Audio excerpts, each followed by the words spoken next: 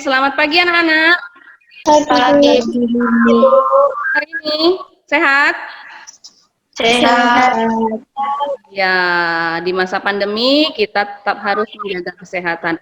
Sebelum belajar, ada baiknya kita berdoa dulu ya, Nayang. Coba Jovinda tolong pimpin doanya, Jo. Kawan-kawan, mari kita berdoa. Berdoa mulai. Selesai. Anak-anak sekalian, di masa pandemi ini kalian harus tetap menjaga kesehatan dengan cara tetap menerapkan protokol kesehatan, yaitu dengan melaksanakan 3M. Ada yang masih ingat nggak 3M itu apa? Saya, Bu. Ya, coba Rizky Dwi. 1.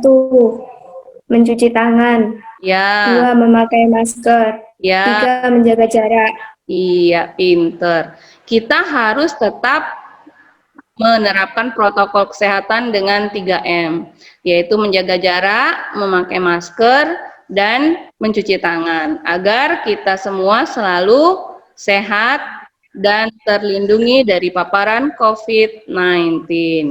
Anak-anak, jangan lupa kalian isi absennya di link grup pembelajaran kita. Hari ini yang bisa join ada 10 orang, mudah-mudahan untuk pembelajaran berikutnya lebih banyak lagi yang bisa ikut join. Kemarin kita sudah belajar tentang mobilitas sosial. Ada yang masih ingat nggak?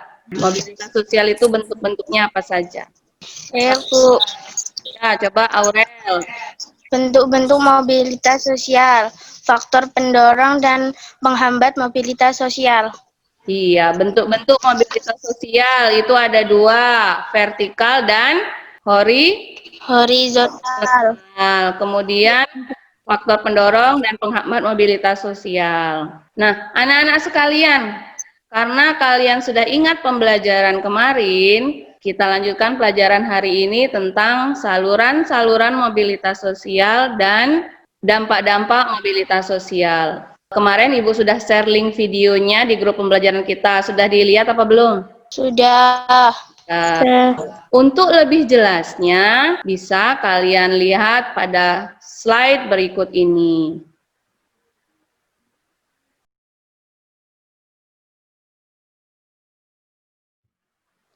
Tujuan pembelajaran kita pada pagi hari ini yaitu melalui kegiatan pembelajaran, kita dapat mengidentifikasi saluran-saluran pengertian dan mobilitas sosial. Yang kedua, mengidentifikasi dampak positif dan dampak negatif dari mobilitas sosial. Saluran mobilitas sosial itu ada 6. Yang pertama, angkatan bersenjata. Yang kedua, lembaga keagamaan. Yang ketiga, lembaga pendidikan. Yang keempat, organisasi politik. Yang kelima, organisasi ekonomi. Dan yang keenam, organisasi keahlian. Coba kalian simak gambar berikut ini. Ini gambar apa? Sekolahan. Sekolah. Dan gambar apa? Anak yang lagi belajar. Dari video yang Ibu share kemarin, ada yang bisa menjelaskan nggak? Kenapa kok sekolah atau pendidikan itu dapat menjadikan sebagai saluran mobilitas sosial? Siapa yang kira-kira bisa Saya, Bu. menjelaskan? Ya, coba. Saya, Bu. Karena pendidikan itu dianggap sebagai sosial elevator atau perangkat yang mengangkat seseorang dari kedudukan yang rendah ke kedudukan yang lebih tinggi. Benar jawaban Rizky tadi. Pendidikan merupakan saluran bagi seseorang untuk meningkatkan status sosialnya. Kemudian yang kedua, ini gambar apa, Nana? Gambar apa? Coba. Partai politik. Partai politik, iya, pinter Kevin. Ini gambar partai politik. Tetangga Kevin ada yang jadi anggota dewan nggak, Vin? Ada, Bu. Ada. Organisasi politik menjadi salah satu saluran mobilitas seseorang. Kemudian yang ketiga, ada gambar orang berdagang atau organisasi ekonomi. Organisasi ekonomi bergerak dalam bidang perusahaan dan jasa. Ekonomi dapat memberikan kepada seseorang sesuatu untuk mencapai mobilitas vertikal. Kemudian yang keempat adalah organisasi profesi. Organisasi profesi dapat menjadi sarana saluran mobilitas vertikal karena organisasi profesi merupakan himpunan bagi orang-orang yang memiliki profesi yang sama. Misalnya, kalau di guru itu ada namanya PGRI. PGRI ini bertugas menampung hak dan kewajiban bagi guru-guru. Yang kelima, ini gambar apa, Nak? Tentara, ya, pinter Lydia. Tentara atau angkatan bersenjata ini merupakan salah satu saluran mobilitas sosial. Yang kedua yaitu dampak mobilitas sosial. Dampak positif, yang pertama yaitu mendorong seseorang lebih maju. Misalnya seperti ini, ada seseorang yang berasal dari keluarga kurang mampu. Karena dia ingin merubah status sosialnya, dia bekerja dengan sangat tekun, sangat ulet.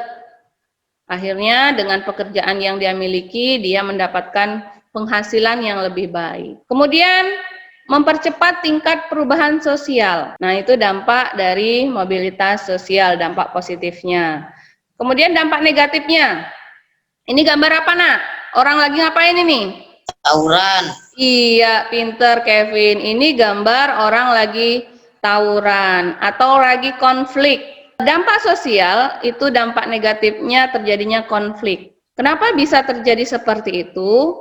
Hal itu terjadi karena adanya persaingan. Yang kedua, ini gambar apa, Nana? Rumah sakit jiwa. Ya, rumah sakit jiwa Provinsi Lampung. Dampak negatif dari mobilitas sosial adalah adanya gangguan psikologis. Nah, anak-anak, Ibu akan LKPD di grup pembelajaran kita untuk kalian kerjakan. Ibu kasih waktu 5 menit untuk kalian mengerjakan, boleh kalian diskusikan dengan teman. Ya, silakan kalian kerjakan LKPD-nya.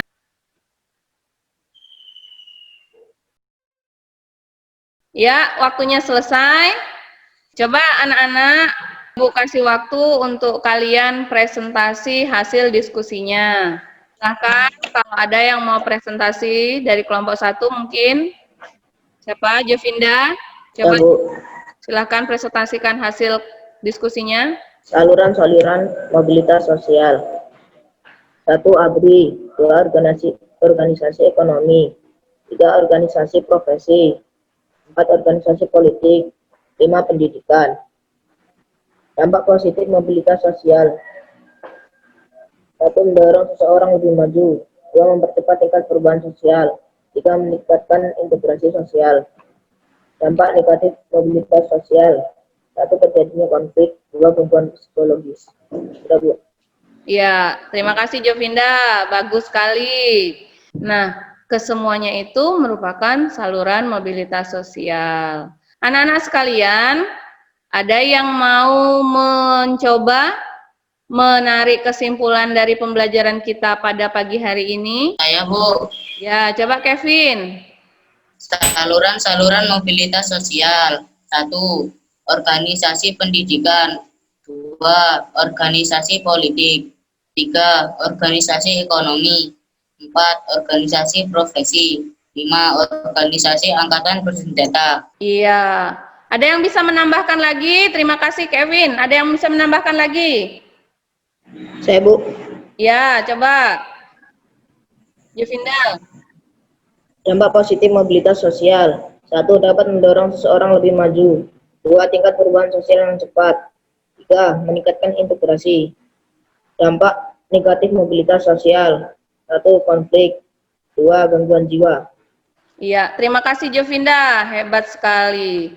Anak-anak sekalian, tadi teman-teman kalian sudah menyimpulkan pembelajaran kita pada pagi hari ini. Nah, anak-anak, dari kesimpulan tadi, untuk latihan tugas individu, kalian bisa kerjakan di buku paket halaman 127. Hasil tugasnya atau tugas kalian itu bisa kalian kumpulkan pada pembelajaran selanjutnya. Sebelum Ibu tutup pelajaran pada pagi hari ini. Silahkan kalian berdoa menurut agama dan kepercayaan. Coba tolong Lydia, pimpin doanya Lydia. Mari kawan-kawan kita berdoa mulai. Berdoa selesai. Ya, demikian pelajaran kita pada pagi hari ini. Ibu akhiri, selamat pagi. Pagi.